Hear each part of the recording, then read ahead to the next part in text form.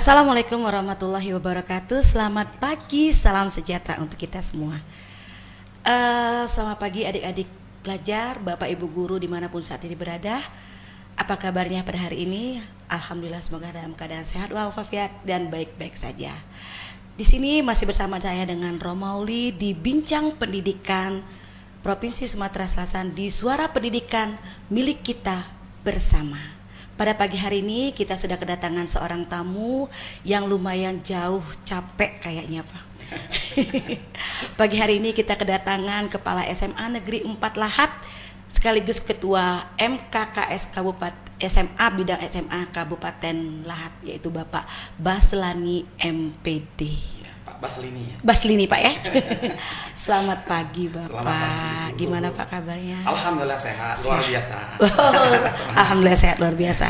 Kayaknya sekarang lagi sibuk-sibuknya Pak ya. Ya karena kan di bulan Desember kan banyak kegiatan. Banyak kan? kegiatan. Banyak kegiatan, banyak yang harus yang kita ikuti gitu kan. Benar, makanya, apalagi Ketua MKKS ya Pak ya. Betul. Benar. Jadi sangat repot sekali Pak ya. Tidak repot, tapi itulah tugas. Tugas ya, benar sekali. Harus kita lakukan, gitu. Benar banget. Bapak, ada beberapa hal yang ingin saya tanyakan terkait tidak ada permasalahan sih.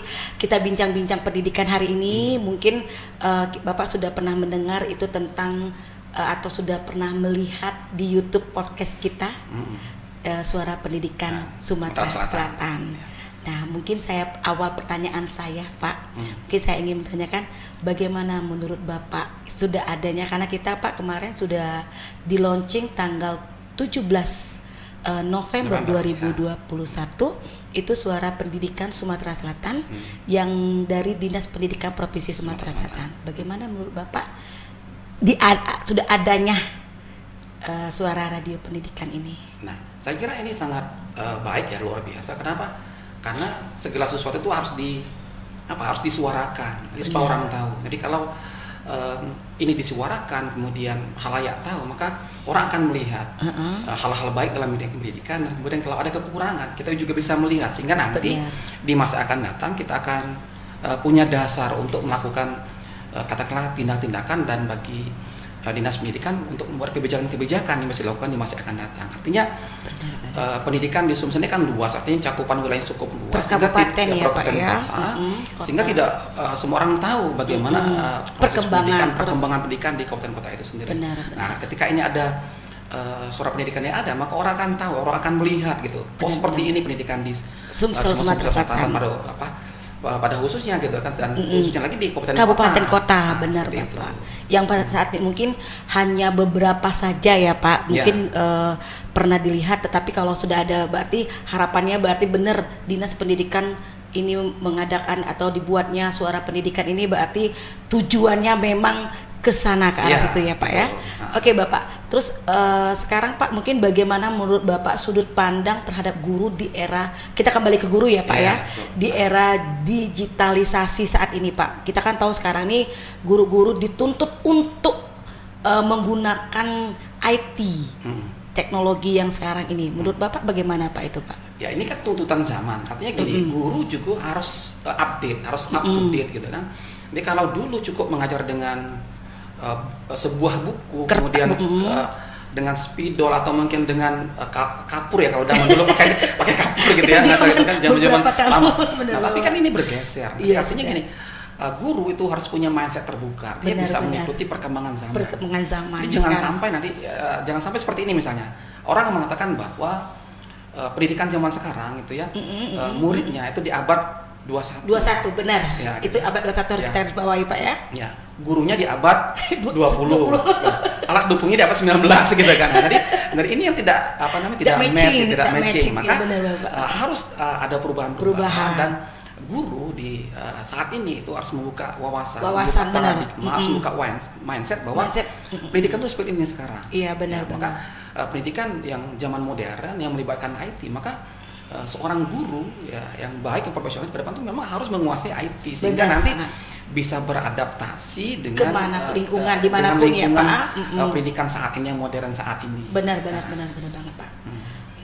Bapak, kita kembali lagi ke guru Pak. Kita kan kemarin sudah seluruh guru di Indonesia ini Pak memperingati Hari Guru Nasional, yang mana kemarin kita sama-sama menyaksikan secara langsung itu kegiatan Hari Guru, Gebiar Hari Guru Nasional yang langsung dibuka oleh Bapak kebanggaan kita nomor 1, Bapak Haji Herman Deru. Yang menurut Bapak, tanggapan Bapak, makna dari Hari Guru tadi apa Pak? Khususnya di tahun 2021 ini. Ya, bagi saya pribadi gitu ya, dan kita guru pada umumnya, saya kira peringatan Hari Guru itu adalah sebuah refleksi gitu refleksi bagaimana apa yang sudah kita lakukan sebelumnya dan bagaimana harus kita berbuat untuk pendidikan di masa yang akan datang. Artinya ya seperti yang bilang tadi gitu kan, dengan perubahan paradigma sekarang ini yang cukup pesat gitu ya, lingkungan berubah, dengan pandemi kita harus berubah gitu kan. Maka refleksi ini kita butuhkan. Jadi bagaimana kita melihat pendidikan ini ke depan, bagaimana menatap pendidikan ini jauh lebih baik ke depan, sehingga apa yang sebelumnya selama pandemi ini tidak bisa kita lakukan atau kita mengalami kemunduran dalam bidang pendidikan, bagaimana ini bisa dibangkitkan di tahun-tahun mendatang. Karena kan menurut pakar pendidikan, dengan kita pandemi ini itu terjadi, maka kita butuh waktu minimal 8-9 tahun untuk bisa kembali stabil kembali. Maka ya itu kan secara reguler gitu, tapi kita guru gitu kan, atau mungkin kita sebagai, katakanlah saya sebagai kepala sekolah itu bisa ngambil kebijakan sehingga ini bisa dipangkas, tidak butuh harus 8 tahun, tapi mungkin bisa setengahnya gitu kan. Jadi artinya bukan alasan ya Pak ya, tidak betul. Jadi alasan adanya pandemik, jadi proses pembelajaran atau kompetensi guru itu turun. Jadi tetap harus bagaimana caranya guru tersebut memberikan yang terbaik untuk pembelajarannya. Untuk plus banget Pak. Berarti sekolah itu tuh sudah mengutamakan ya Pak ya, mengutamakan pembelajaran atau mengutamakan proses yang lebih maksimal, yang lebih baik Pak ya. Pak mungkin saya ingin bertanya nih Pak, kalau saya pernah membaca ini bahwa asalnya SMA Negeri 4 Lahat itu menjadi sekolah unggulan. Iya betul. Unggulan ya Pak ya. Mungkin itu ada proses awalnya Pak. Mungkin bisa diceritakan sedikit Pak. Kan tidak semua sekolah itu Pak, apalagi di kabupaten menjadi sekolah unggulan. Itu mungkin ada proses, apalagi terkhusus di masa pandemi ini. Dari awal pembentukan SMA Negeri 4 Lahat ini, SMA unggulan ini itu tahun 2000 ya. Waktu itu masih zaman Pak Gubernur Rosian Arsad waktu itu. Oh, udah jadi Pak ya. Mendirikan awalnya tidak banyak seperti sekarang, cuman waktu itu kalau nggak salah cuma 10 sekolah ya, termasuk SMA 4 Lahat yang dijadikan sekolah unggulan. Nah, awal-awalnya memang SMA 4 Lahat itu artinya walaupun dia dijadikan sekolah unggulan tidak diminati. Artinya orang karena tempatnya jauh itu orang itu tidak berminat untuk sekolah di sana gitu kan. Alasannya itu kenapa ya Pak ya? Karena satu, tempatnya jauh waktu itu kan, di perkampungan gitu kan.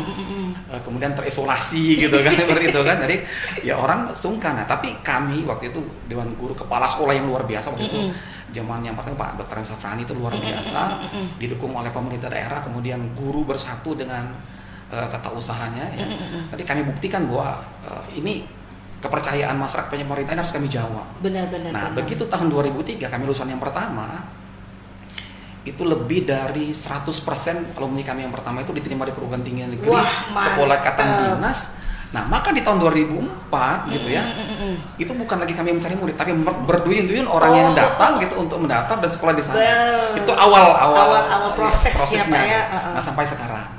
Jadi alhamdulillah di tahun 2021 ini kami dari LPTK ya, lembaga perguruan tinggi negeri yang untuk menseleksi perguruan tinggi itu, ya kami dikategorikan sekolah, termasuk 10 sekolah terbaik di Sumatera Selatan. Oh gitu, berarti memang tahap penjaringan berarti sudah ada kuotanya Pak ya? Ya kalau awalnya. Tapi sekarang mungkin masih Pak. Dan alhamdulillah tadi saya bilang tadi, dengan berbagai proses panjang gitu kan. Apalagi saya waktu itu masih jadi sana, pernah jadi guru, kemudian pernah jadi wakil, sekarang jadi amanah untuk jadi kepala sekolah. Jadi sejarahnya itu paham betul bagaimana proses di SMA Negeri 4 Lahat ini. Oh, jadi tahu banget Pak ya. Jadi maksudnya jadi orang tidak melihat dari ini loh sudah jadi, tapi sejarahnya begitu ya Pak ya. Pak, mungkin Pak kita sudah tadi mendengarkan sama-sama bahwa SMA 4 itu termasuk sekolah yang nomor 10 sekolah yang ada di kabupaten terbaik di Sumsel. Di Sumsel Pak. Kabupaten Lahat. Bukan Sumsel. Di Sumsel. Jangan lupa SMA 4. Di Sumsel Pak. Di Sumsel Pak ya. Jadi mungkin Pak ada program-program unggulannya kali Pak ya. Karena kita juga pernah beberapa kali ke SMA 4 itu saya pernah bertanya kepada salah seorang siswanya tuh Bu, sepertinya mereka tuh dari atribut hampir mendekati sekolah-sekolah yang seperti memang benar unggulan dari atribut, contohnya bajunya ada perbedaan gitu. Jadi program-program apa Pak yang sudah ada ataupun yang menjadi unggulan di SMA 4? Ya, jadi dari awal pendirian memang kami pertama itu di dasarnya di akademik memang.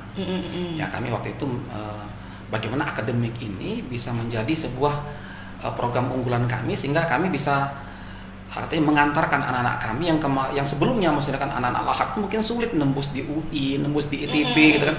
Nah, ini kami buat program unggulan sehingga alumni-alumni kami ini bisa menembus level-level di tingkat nasional gitu kan. Nah, baru setelah itu kami iringi dengan program unggulan yang kedua itu IMTAK-nya. Oh, IMTAK-nya. Nah, malah sekarang yang kami utamakan, yang paling kami unggulkan itu di IMTAK-nya, sehingga nanti dengan IMTAK yang bagus, dengan proses IMTAK yang luar biasa, maka akademiknya menyusul. Naik. Nah, sehingga sekarang itu makanya dari awal kami katakanlah sekolah ini berdiri itu kami punya moto gitu kan. Jadi sekolah semi militer gitu ya, berbasis pesantren. Wis, mantap. Itu awal-awal ya. Jadi karena kami pengen melihat gitu. Makanya di awal-awal sekolah itu kami satu-satunya sekolah mungkin di Lahat dulu yang awal yang punya pangkat gitu, yang punya pangkat gitu. Saya bilang tadi Pak, dari atributnya aja itu sudah agak loh, kok beda SMA. Biasanya kan kalau pakai atribut seperti itu Pak, kalau tidak pelayaran sekolah akademi atau sekolah yang sudah ikatan dinas atau itu kejuruan, itu kan biasa Pak menggunakan kostum atribut seperti ini, berbeda, jadi menarik, jadi mungkin daya tariknya kali Pak ya, daya tarik siswa untuk sekolah di situ. Oh, mantap. Makanya itu tadi dari awal kan kita sudah pakai atribut, ada masuk gitu kan, balok 1 kelas 10 gitu, balok 2 di kelas 11-nya gitu, balok 3 di kelas 12-nya gitu. Dari awal memang sudah kita tanamkan untuk itu. Jadi gitu. Mereka itu sudah pangkat Pak, belum apa-apa sudah tahu. Ini loh saya kalau sudah jadi ini. Letnan 2 gitu, letnan 1 gitu, kapten gitu kan. Wih, mantap banget Bapak. Jadi artinya Pak, sekolah itu memang sudah mempunyai program-program ini ya Pak ya, didukung dengan program-program yang lain, unggulan yang lainnya. Ya Pak ya. Bapak, mungkin pertanyaan pamungkas saya mungkin Pak ya. Tapi bukan pemungkas terakhir, karena besok-besok kita akan mengundang Bapak kembali. Ini Pak, pertanyaannya, menurut kita kan UPTD, Bapak mungkin sudah kita pernah ke SMA Bapak kalau tidak salah 2 kali ya Pak ya, tentang berbasis TIK, dan yang terakhir ini adalah BIMTEK. Nah, mungkin peran dari UPTD, Dinas Pendidikan Provinsi Sumatera Selatan atau BTKIP ke kabupaten khususnya yang sudah dilaksanakan nih Pak, kira-kira menurut Bapak bagaimana Pak? Ya, saya kira apa yang sudah dilaksanakan selama ini itu sudah cukup bagus ya. Tadi harapannya harapan ke depan kan kepengen program ini dilanjutkan. Artinya ada pendampingan di guru-guru, karena gini, kan tidak semua katakanlah guru itu punya kesempatan untuk dapat pelatihan. Benar-benar. Nah, tapi dengan misalkan BTKIP misalkan datang ke daerah gitu kan, langsung ketemu dengan guru bimbing itu ada guru yang mungkin selama ini nggak pernah dapat pelatihan, dapat bisa langsung gitu dapat pelatihan, dapat di ilmu baru seperti itu. Maka saya kira ya ke depan mungkin jangan hanya 2 kali, mungkin bisa 3 atau 4 kali gitu kan datang ke daerah gitu kan, sehingga ini bisa sinergi dengan kami di lapangan gitu, untuk meningkatkan mutu pendidikan ini. Artinya ini langsung di live Pak ya, ini langsung live harapannya Pak ya. Jadi harapannya ke depan bisa dicatat terkhusus Kabupaten Lahat. Harapannya seperti itu, semoga ya Pak ya. Karena kami gini, kami tidak akan bisa maju sendiri gitu kan. Kami butuh katakanlah stakeholder dari luar untuk bersatu padu dalam meningkatkan pendidikan ini. Oh, mantap. Keren banget Bapak.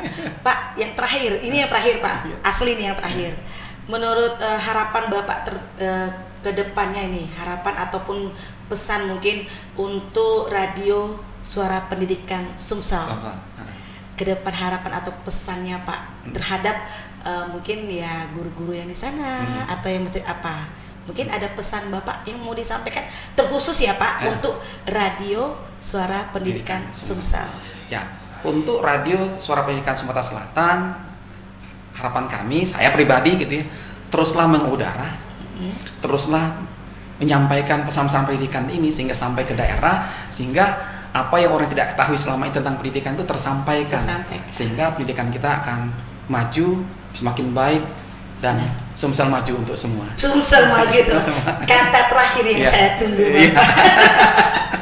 Sumsel maju untuk semua. Itu adalah moto kita, Pak, ya, yang ada di Sumsel, seperti yang selalu diucapkan ataupun yang diharapkan oleh Bapak Gubernur.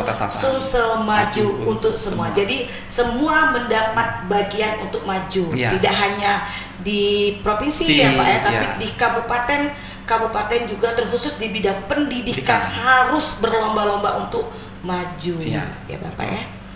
Bapak, terima kasih. Sama-sama. Saya juga terima kasih sudah diundang pada hari ini. Atas kehadirannya. Kita ketemu lagi, Bapak, nanti kalau besok-besok kita undang lagi.